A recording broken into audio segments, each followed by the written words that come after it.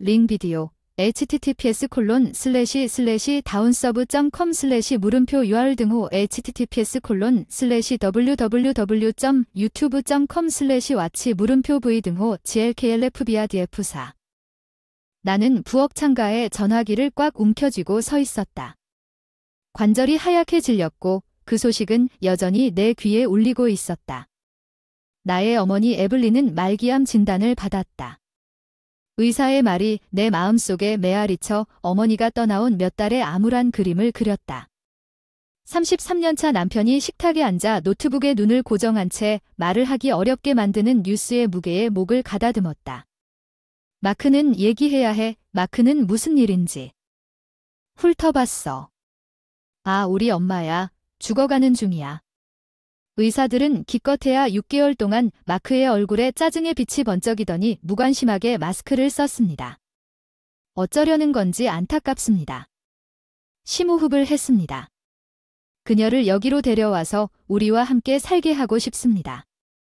혼자 있어 마크의 눈이 마침내 나와 차갑고 단호하게 여기 우리와 함께 있는 건 좋은 생각이 아닌 것 같아 안나 나는 믿을 수 없다는 느낌이 치솟았다. 엄마 마크는. 곳이 없다. 그는 어깨를 으쓱했다. 호스피스가 더 나은 시설을 갖추고 있지 않은 이유 이런 일을 처리하기 위해 내가 항의하려던 참에 에밀리 마크 자매가 거실에서 끼어들거나 뒷마당에 널린 낡은 도구 창고에서 끼어들었을 때 그들의 웃음소리가 나를 칼처럼 베었다. 눈물이 내 눈을 찔렀지만 나는 그 소리가 떨어지도록 놔두지 않았다. 나는 마크가 무감각하다는 것을 알고 있었지만 이것은 그에게도 새로운 최저점이었습니다. 그들과 논쟁을 벌이려고 노력했지만 그것은 마치 벽돌벽에 대고 이야기하는 것과 같았습니다.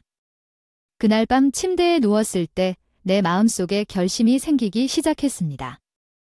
이것은 단지 죽어가는 어머니를 위한 자리를 찾는 것이 아니라 너무 오랫동안 내 삶에 스며들어온 냉담함에 맞서는 것이었습니다. 그때는 몰랐지만 이것이 내 인생을 되찾기 위한 여정의 시작이었습니다. 나를 잠들게 할 때 밟을 거라고는 상상도 못했던 길로 이끄는 계획이 내 마음속에 구체화되기 시작했습니다. 어머니를 위한 품위 있는 마지막 장을 확보할 뿐만 아니라 우리에게 잘못한 사람들에 대한 징벌의 역할도 할 것입니다. 마크와 에밀리는 그들의 진정한 모습을 보여주었으며 간과되고 해고당했던 시절이 끝났다는 결과를 이제 그들이 이해할 때였습니다. 안나와 나는 더 이상 말없는 고통을 겪지 않을 것입니다. 나만의 이야기에서 어머니에 대한 대화 이후 며칠은 슬픔과 분노로 흐릿했습니다. 에블린은 받은 지 불과 한 달 만에 세상을 떠났습니다. 그녀의 마지막 날은 묵은 병실에서 보냈습니다.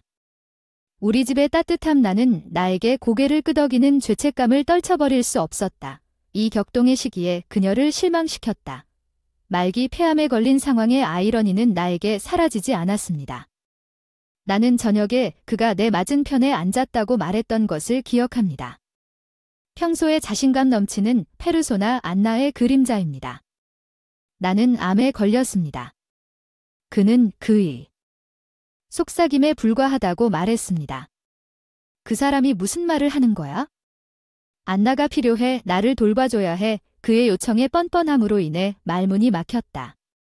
이 사람은 죽어가는 어머니를 위해 도구 창고를 차갑게 제안했던 바로 그 사람이었다. 내 안에서 맹렬한 분노가 끓어올랐다. 불타는 분노가 당신을 돌봐주세요. 나는 당신이 내 어머니를 돌본 것처럼 씁쓸한 목소리를 반복했습니다. 마크는 움츠러들었습니다. 그것은 다릅니다. 안나 나는 당신의 남편입니다. 마크가 피해자 역할을 하고 나는 무자비한 아내 에밀리가 그녀에게 합류하는 논쟁으로 이어졌습니다. 날카롭게 비난하는 말들 어떻게 그렇게 잔인할 수 있니? 안나가 죽어가고 있어. 나는 그것을 보았다. 정말로 그들을 보았다. 자기 연민의 눈빛으로 마크와 에밀리의 오빠에 대한 충성심이 그 순간 도덕의 모든 조각을 가렸다. 나는 내가 무엇을 해야 하는지 알았습니다. 나는 며칠 동안 계획하고 준비하며 법률 자문을 구하고 수집하고 준비를 했으며 각 단계마다 확고한 결심을 했습니다. 이혼하려고 했습니다. 마크는 소중한 집을 팔고 새로운 시작을 하려고 했습니다. 나는 그들과 마주한 날 느꼈습니다. 낯선 힘에 느낌난 당신을 떠난다. 마크 나는 꾸준한 목소리를 냈다. 넌 진지할 수 없어 마크는 크크 불신이 얼굴에 새겨졌다. 나는 한 번도 진지한 적이 없었다고 대답했다. 집을 팔겠다. 결국은 내 것이다. 네.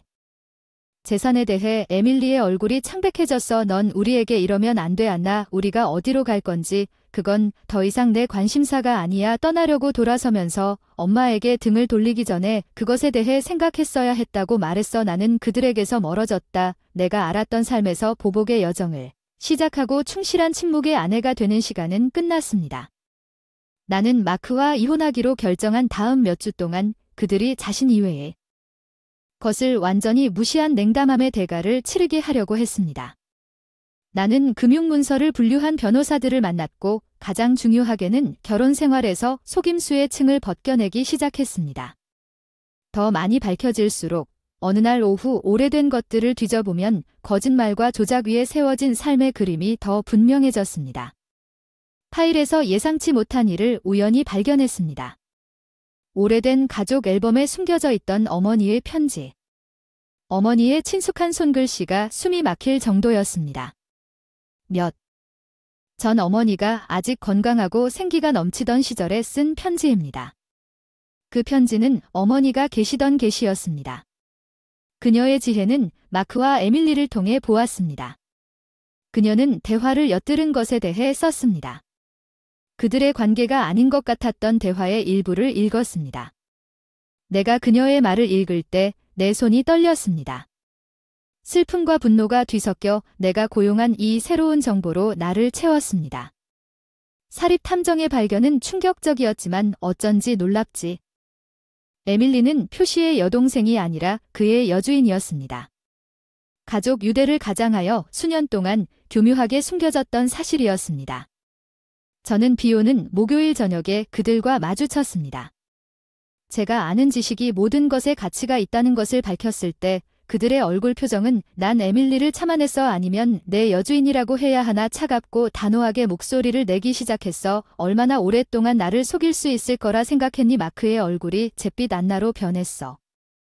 수 있어. 그를 잘라버렸어. 모든 거짓말을 알아. 이제 속임수는 끝난다. 에밀리는 겁에 질려 날카로운 목소리로 끼어들려고 했습니다. 안나, 제발 이 문제를 해결할 수 있습니다. 해결될 일이 없습니다. 나는 마크와 이혼하고 집을 팔고 두 사람 모두 살기 위해 다른 곳을 찾아야 한다고 단호하게 말했습니다. 그들의 탄원과 항의는 귀에 들리지 않았습니다. 나는 그들의 꼬인 게임을 조장하는 희생자 역할을. 이것이 나의 보복의 순간이었고 나는 그 대결에서 멀어지면서 그것을 즐겼습니다. 나는 무게가 어깨에서 내려오는 것을 느꼈습니다. 나는 더 이상 사랑 없는 결혼의 사슬에 묶여 있지 않았습니다. 자유롭게 새로운 삶을 시작할 수 있었고 진정한 나만의 삶을 살 수 있었습니다. 집을 팔겠다는 서류에 서명한 날 내 인생의 전환점이 되었습니다. 나는 마크와 에밀리의 정면이 거친 빛 속에 드러난 그들의 진정한 모습이 무너지는 지켜보았습니다. 현실. 한때 우리 공동생활의 상징이었던 집은 이제 내가 새로 발견한 인디펜던스 마크의 등불이 되었고 에밀리는 법적인 전문 용어와 공허한 위협을 내 방식대로 던지는 돛에 저항하려고 노력했지만 나는 탄탄한 법률팀의 지원을 받으며 굳건히 서 있었고 철감는 떠날 것입니다. 우리 엄마가 우리한테 이럴 수는 없어 안나. 여긴 우리 집이야. 에밀리의 목소리는 절망에 휩싸였어. 내가 그것을 거짓말의 집으로.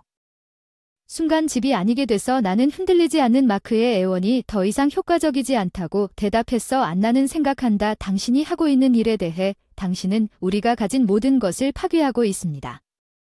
우리가 가진 모든 것은 속임수의 기초에 만들어졌습니다. 나는 단지 정당하게 내 것을 되찾고 있을 뿐입니다. 나는 집이 팔리던 날 반박했습니다. 그들이 소지품을 챙기는 것을 지켜보았습니다.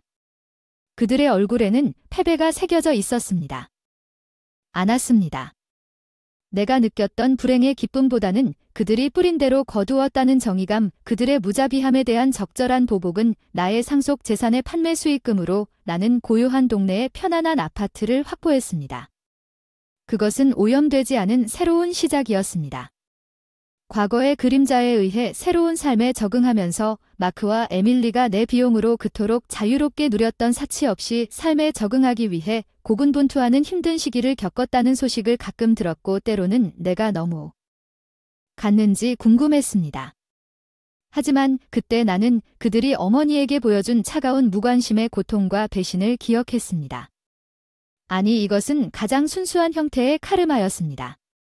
나는 신뢰와 사람들이 쓰는 가면에 대해 어려운 교훈을 배웠지만 더 중요한 것은 나의 힘과 회복력에 대해 배웠다는 것입니다. 더 이상 그들의 잔인함을 용인했던 그 여자가 아닙니다. 나는 안나였습니다. 그녀의 악마에 맞서고 침묵과 고독으로 둘러싸인 나의 새 아파트에서 승리를. 여자였습니다. 나는 평화를 찾았습니다. 마크와의 내 삶을 정의했던 혼돈과 속임수는 마치 먼 기억나는 잊혀졌던 소소한 즐거움과 재발견된 취미로 하루를 채웠다. 어느 날 마크가 일했던 회사의 주주총회에 부모님으로부터 물려받은 상당량의 주식을 갖고 있다는 초대를 받았다. 나는 나보다 더 많은 힘을 가지고 있다는 것을 깨달았다. 회의에서 나는 다른 주주들 사이에 앉아 초현실주의적인 느낌이 나를 덮치는 것을 상상했습니다. 그 어느 때보다 더 늙어 보이고 더 우울해 보였습니다.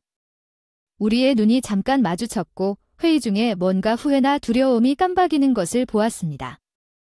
나는 목소리를 높였습니다. 복수가 아니라 공정하고 윤리적인 비즈니스 관행을 옹호하는 것이 아버지가 원하셨을 일이었고 회의 직후 표시가 머뭇거리는 모습으로 나에게 다가왔습니다. 안나, 이야기 좀 할 수 있을까요? 나는 그 사람을 바라봤습니다. 이제 낯선 사람이 되었어요, 마크. 애나 미안해요. 이렇게까지 할 생각은 전혀 없었어요. 그의 사과 비록 진심이 너무 늦게 왔을 수도 있지만 당신은 선택을 했죠. 마크는 이제 마크를 혼자 남겨두고 떠날 때 그들과 함께 살아요. 연결이 끊어지는 마지막 실마리를 느꼈습니다. 나는 더 이상 그의 행동이나 선택에 얽매이지 않습니다. 그 후 몇 달 동안 나는 자유로워졌습니다. 마크의 건강이 악화되고 있다는 소식을 지인을 통해 들었습니다. 에밀리가 그에게 감정적 부담을 감당할 수 없게 만들었다는 소식을 들었습니다. 그 모든 것에도 불구하고 그의 고통스러운 복수는 내 것이었지만 그것은 공허한 승리였습니다. 나는 의미와 목적으로 가득 찬 삶을 건설하기 위해 미래에 집중하기로 선택했습니다.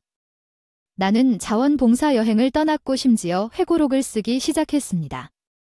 내 이야기는 고통 중 하나였습니다. 어느 날 저녁 손에 펜을 들고 창가에 앉아 트레일뿐 아니라 회복력과 재생력도 배신했습니다. 않습니다.